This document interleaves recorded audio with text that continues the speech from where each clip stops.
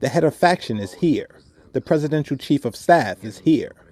The prime minister of Ukraine, Shmyhal, is here. Podolyak is here. The president is here. Our team is much bigger. The armed forces of Ukraine are here.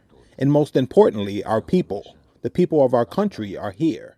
We have been defending Ukraine said it had recaptured a chunk of the factory city of Sievierodonetsk, the focus of a Russian offensive to take the eastern Donbas region, and could hold it for up to 2 weeks as fighting raged on Saturday. A war that Western countries believe Russia planned to win within hours has ground on for more than 3 months, with Moscow having been driven back from the capital, but launching a huge new assault in the east. Ukrainian forces on Friday still held part of the eastern industrial city of Sievierodonetsk as Russia poured its forces into the battle, aiming to capture the city and control the Luhansk region. Members of Ukraine's Foreign Legion, volunteer fighters from around the world, arrived in the city on Thursday and prepared to fight. 22-year-old Zurab said it is a war for Georgians as well. We're going to push Russians back. It's going to take a day, month, or a year. It doesn't fucking matter. We are on the right side of the history, so we're going to make sure all of us are going to get back home with their families and make sure that occupants are not going to do the same. Sergiy Gaidai, governor of Luhansk province, told national television on Friday that Ukrainian troops had retaken 20% of the territory they had lost in Sievierodonetsk.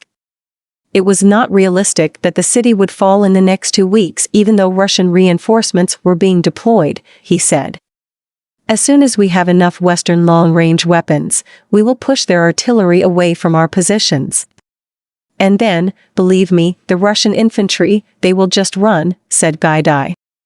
His claim of Ukrainian advances could not immediately be verified.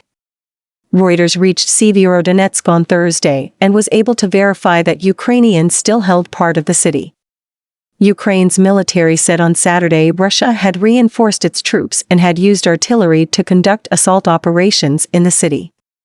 But Russian forces had retreated after failed attempts to advance in the nearby town of Bakhmut and cut off access to Sievierodonetsk, it said. The war in Ukraine marked its 100th day on Friday. Tens of thousands have died, millions have been uprooted from their homes and a global economy disrupted since Moscow's forces were driven back from Kiev in the first weeks of the conflict.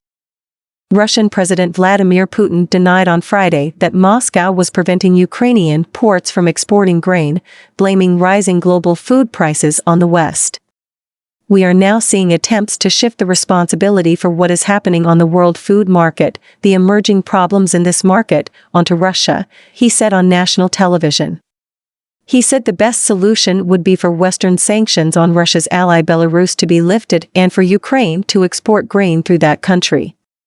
Ukrainian officials are counting on advanced missile systems that the United States and Britain recently pledged to swing the war in their favor, and Ukrainian troops have already begun training on them. While Ukraine's resistance has forced Putin to narrow his immediate goal to conquering the entire Donbas region, Ukrainian officials said he remains intent on subduing the whole country.